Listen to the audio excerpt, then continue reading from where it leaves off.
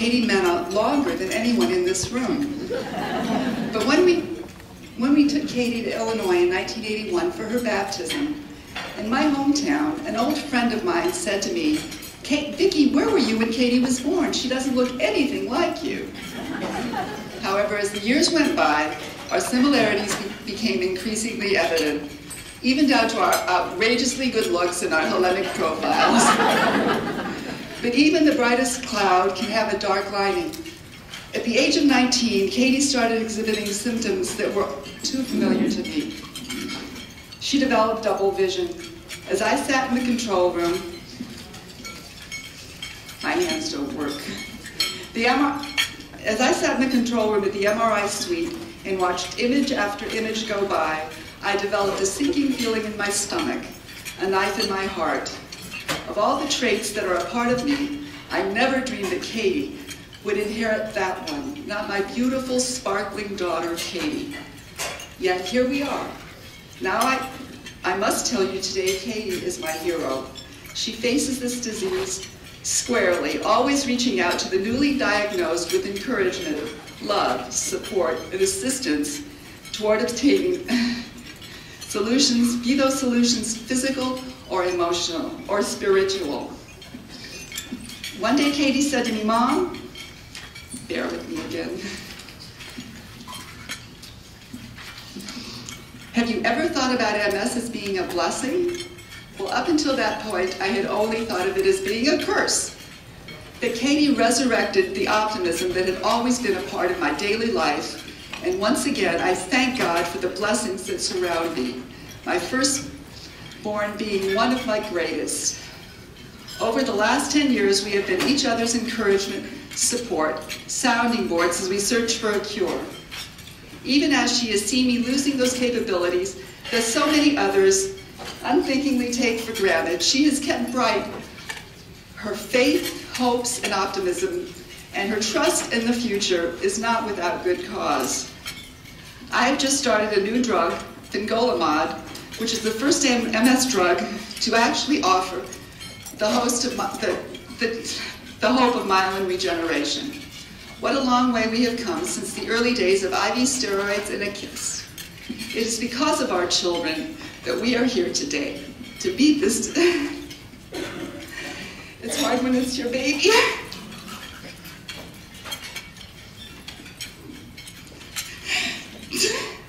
Just think of my big fat baby. To beat this disease, to make it no more trouble than the common cold. Like my daughters standing on the threshold of a new life, we're standing on the threshold of a world without multiple sclerosis. And now I would like you to meet my hero, my daughter, Katy Mena.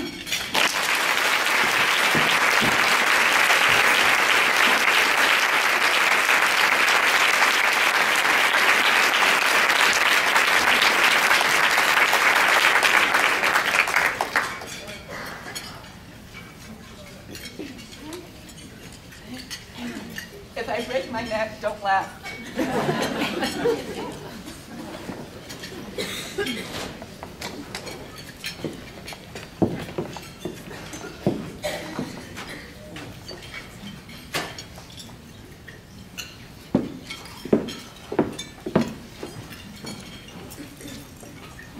Isn't the teamwork of my family?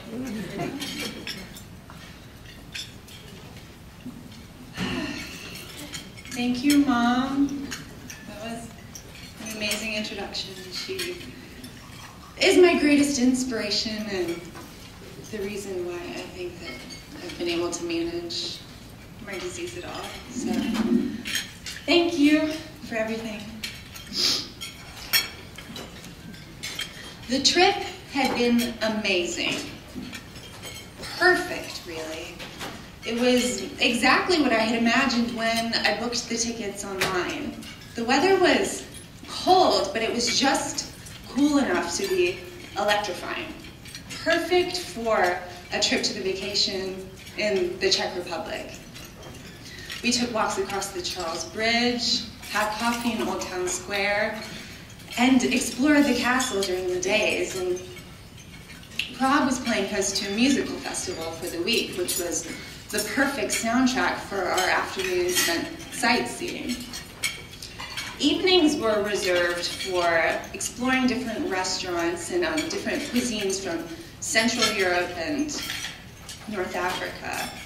I had discovered pretty quickly that I didn't like the Czech food with all the creamed spinach and the heavy meat, and so we had sort of fallen into our own routine in the 5 days that we were there.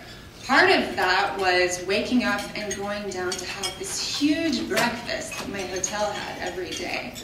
It was a spread of everything from Nutella to sausage and cheese and everything you could imagine, and it was one of my favorite parts of our trip.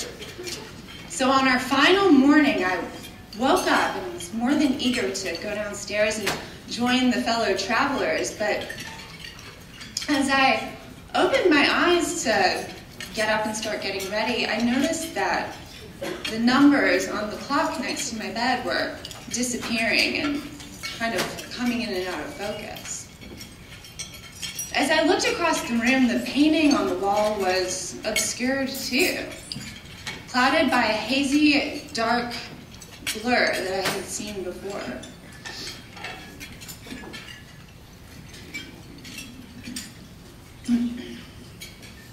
I had been diagnosed with MS during my sophomore year of college.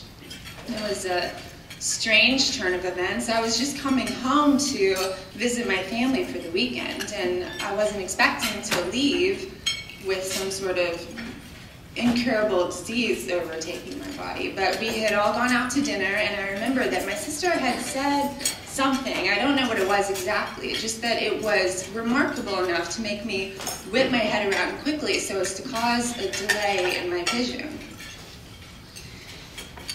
By the time I finally was able to focus again, I noticed that there was a faint second image of my sister standing next to where I knew that she really was standing.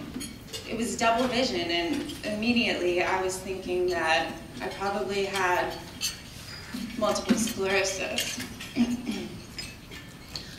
Of course, when I told my parents my theory, they thought that maybe I just had a typical case of hypochondria or maybe a sinus infection. So they gave me a Z-Pack and put me back in my Explorer and said, "Have a nice drive back to school. We'll see you when you're done." And, so optimistic, Mike and Vicky. So I got in the car, and I remember driving down the interstates trying to navigate it with one eye covered. I was trying to just see 2 lanes. I knew that there weren't 4 lanes, that there weren't as many cars as I was seeing. Everything was doubled. And this whole time I was fishing through this just emotional ocean of different feelings. I was mad at my parents for not believing me. I was confused. I was a little bit angry with God. I didn't understand why he would do this to my family. And then there were those girls on reality TV who thought they had real problems. I was mad at them. By the time I got back to my apartment, everything looked the same but different. Things were in the same place where I had left them before, but there were twice as many couches, twice as many roommates, and I couldn't even look my roommates Jenny and Catherine really in the eye when I got home. I remember we sat down to watch a movie, and I had to turn my head a little bit to be able to see a single image of the screen in front of me, and I knew at that moment that there was no way a sinus infection could be causing such a commotion.